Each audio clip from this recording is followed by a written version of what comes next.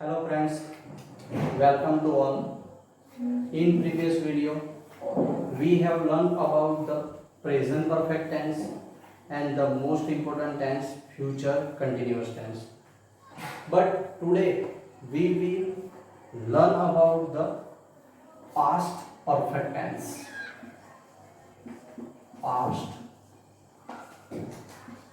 perfect tense.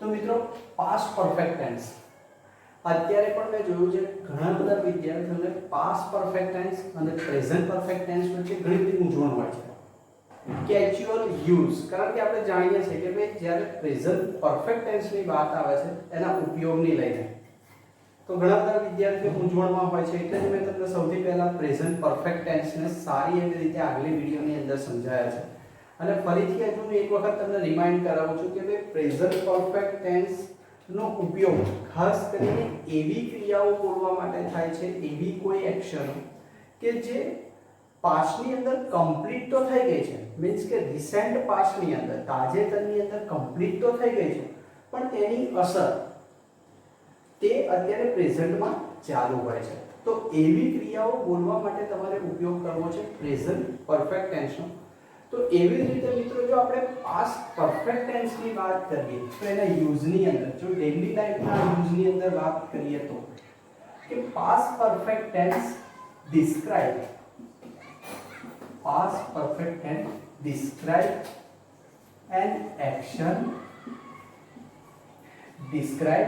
an action completed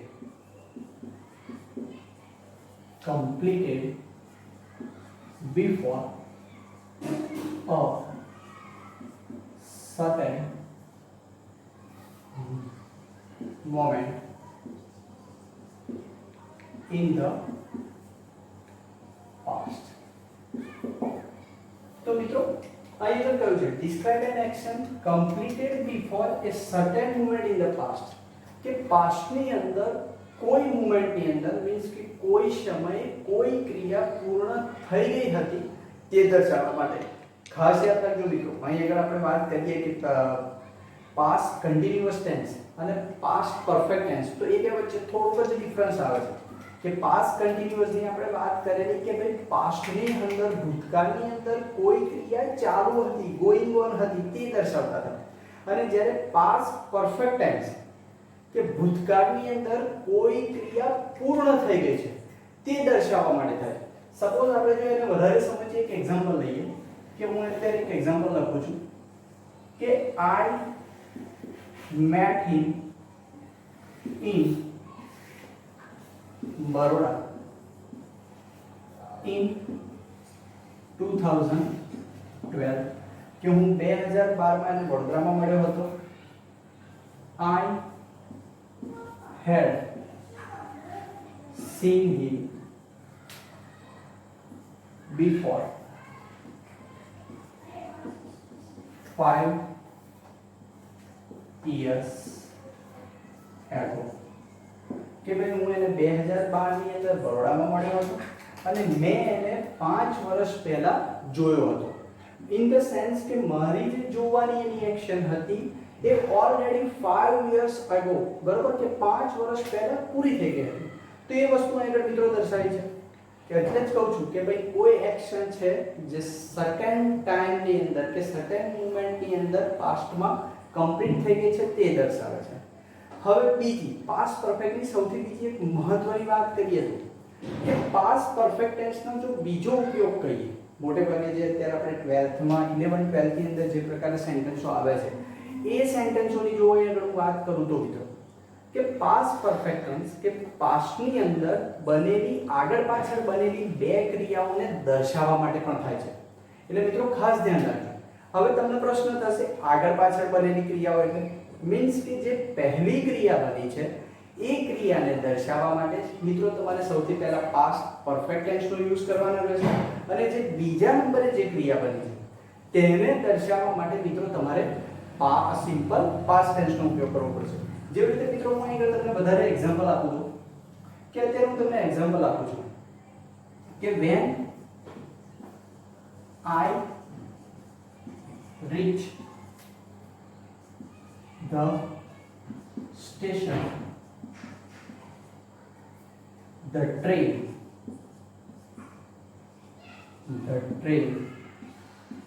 had started. કે જ્યારે હું રેલવે સ્ટેશન પહોંચ્યો ત્યારે ટ્રેન શરૂ થઈ ગઈ હતી. ઇન ધ સેન્સ કે અત્યારે મારી રેલવે સ્ટેશન પહોંચવાની ક્રિયા એ સેકન્ડ નંબરે છે અને પહેલા નંબરે ટ્રેન સ્ટાર્ટ થવાની ક્રિયા મીન્સ કે મારા પહોંચતા પહેલા ટ્રેન ઉપડી ગઈ હતી મીન્સ કે શરૂ થઈ ગઈ હતી. તો આ વસ્તુ મિત્રો અહીં આગળ દર્શાવે છે કે ભાઈ અહીં આગળ મેં જે તમને બે ક્રિયાઓની વાત કરી છે કે જે ફર્સ્ટ જે સૌથી પહેલી જે અર્લીયર ક્રિયા બની છે ઇન ધ સેન્સ કે જે એક્શન થઈ છે એને તમારે પાસ્ટ પરફેક્ટ ટેન્સ ની અંદર બોલવાની છે અને જે સેકન્ડ નંબરે જે ક્રિયા બની છે એને તમારે મિત્રો સિમ્પલ પાસ્ટ ટેન્સ ની અંદર બોલવાની છે. એવી જ રીતે મિત્રો આપણે કહી શકીએ કે હું અહીં આગળ કહી શકું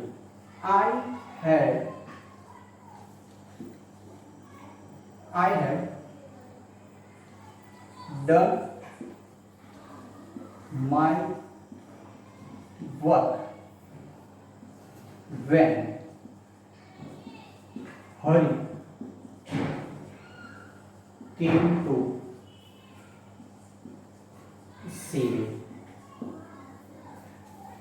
કે I had done my work when Hari came to see me. કે જ્યારે હરી મને જોવા આવ્યો ત્યારે મેં મારું કામ પૂરું કરી દીધું હતું મીન્સ કે મારું કામ જે કંઈ હતું એ કમ્પ્લીટ થઈ ગયું. અહીંયા પણ મિત્રો જુઓ બે ક્રિયાઓ છે કે જે પહેલી મીન્સ કે જે અર્લી ક્રિયા કે ભાઈ હરીના આવતા પહેલા મારું કામ ઓલરેડી મિત્રો કમ્પ્લીટ થઈ ગયું હતું તે દર્શાવે છે.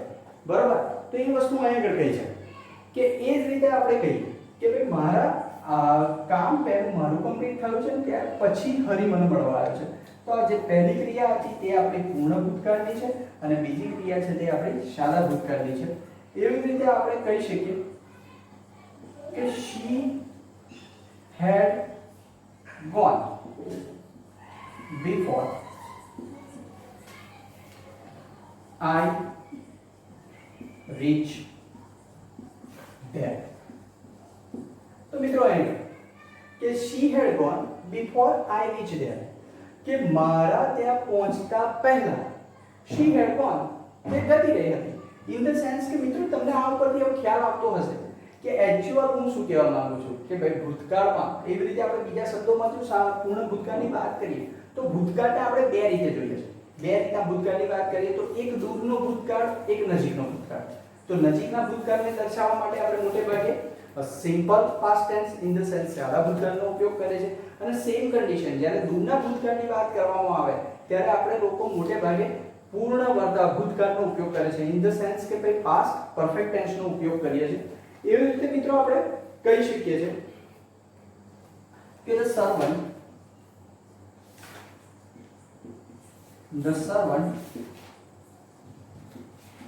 went after he had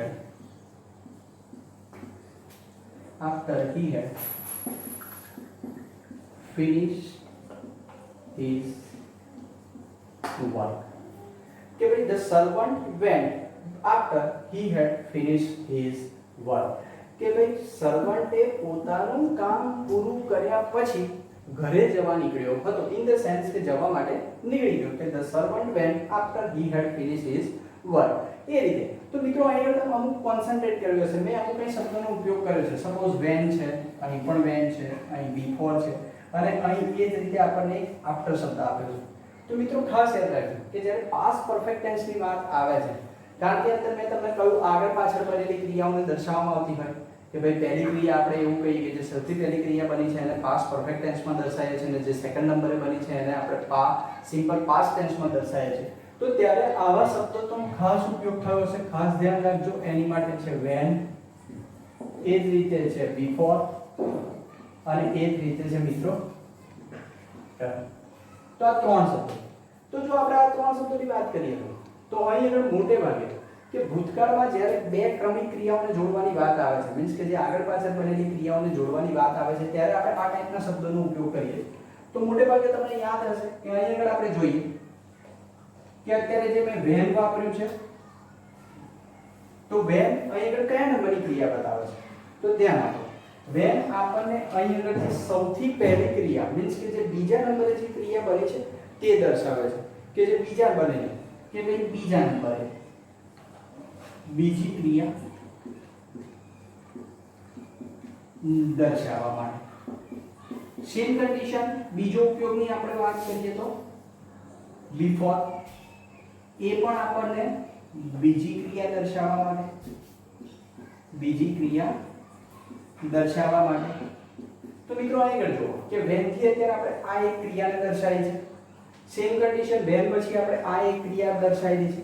in the sense કે ફર્સ્ટ ક્રિયા આપણી પ્રથમ ક્રિયા આ છે, પ્રથમ ક્રિયા, અને એ જ રીતે આપણી આ બીજા નંબરની છે બીજી ક્રિયા. તો સેમ કન્ડિશન અહીં આગળ આપણી આ પહેલા નંબરની ક્રિયા છે, આ બીજા નંબરની ક્રિયા છે. એવી રીતે before ની પણ વાત કરીએ તો સૌથી પહેલા આપણે had gone મીન્સ કે તે ઘટી ગઈ હતી મારા પહોંચતા પહેલા. ઇન ધ સેન્સ કે before પણ આપણને જે બીજી ક્રિયા છે તે દર્શાવે છે.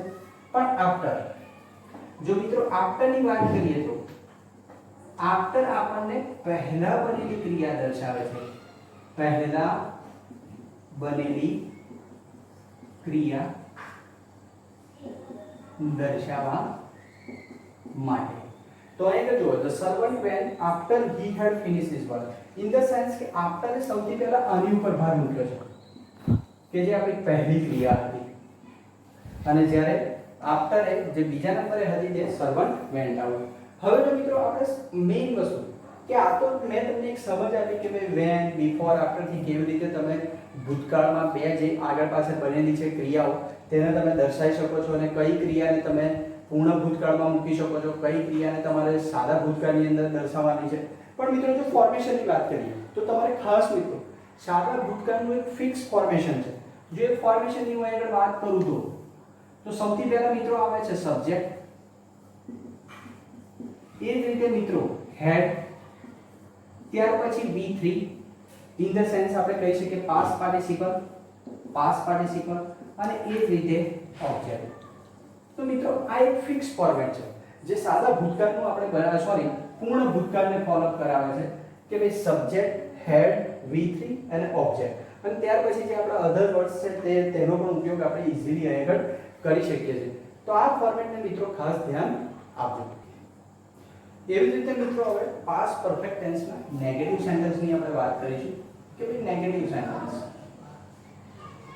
નકાર વાક્ય.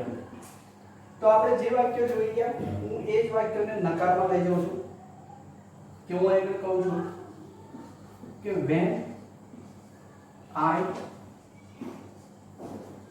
reach the station the train had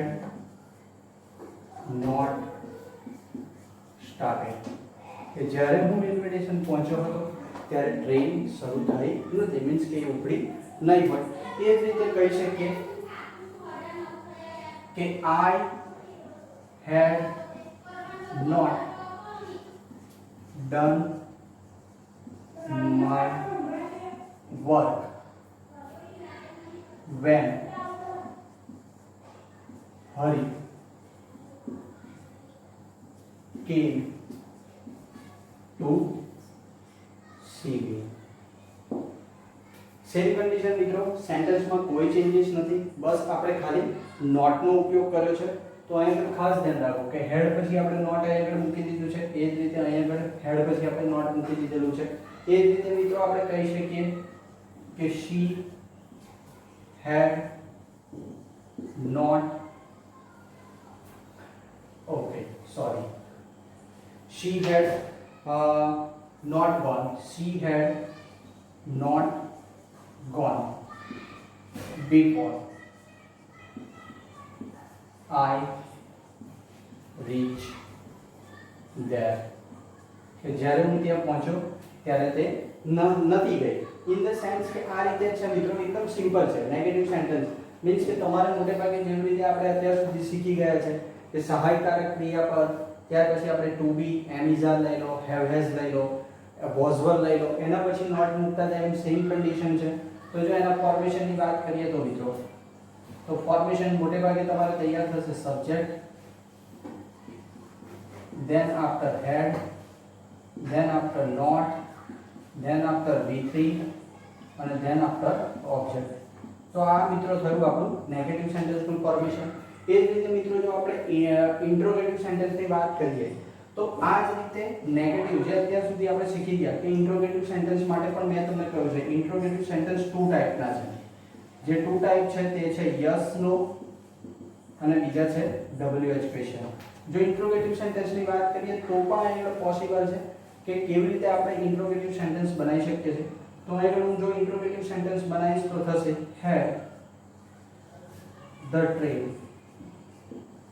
had the train started when I reached the station. શું મારા સ્ટેશન પહોંચતા પહેલા ટ્રેન શરૂ થઈ ગઈ હતી? ઇન ધ સેન્સ કે આનો આન્સર તો સ્વાભાવિક વસ્તુ છે યસ હશે તો યસ ઇટ હેડ, અને નો હશે તો નો it had not.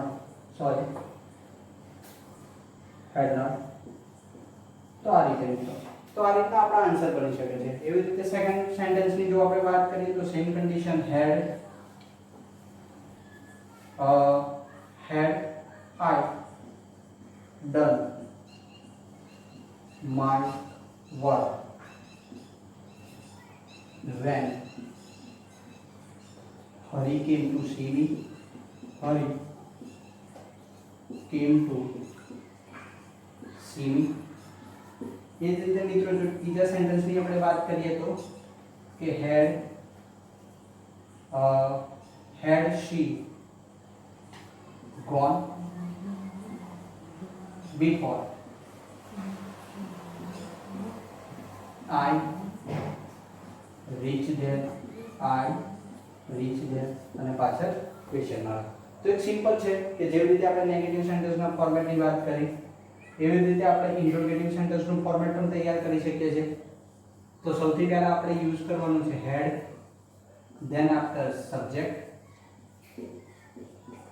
then after V3 અને એ જ રીતે મિત્રો આપણે અહીંયા આપણો આવશે ઓબ્જેક્ટ અને જે કોઈ અધર વર્ડ છે તે મૂકી અને પાછળ ક્વેશ્ચન માર્ક. અને જો WH ક્વેશ્ચન ફોર્મેટ જનરેટ કરવો છે તો પણ તે ઈઝી છે મિત્રો કે WH question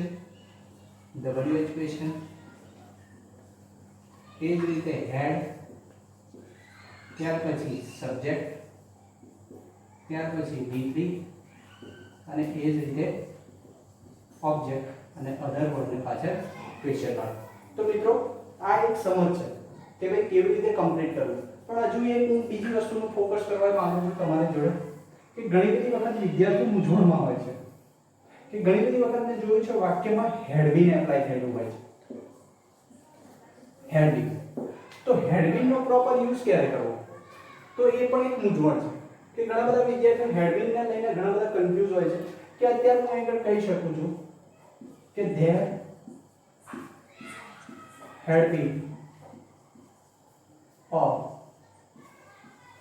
huge banyan tree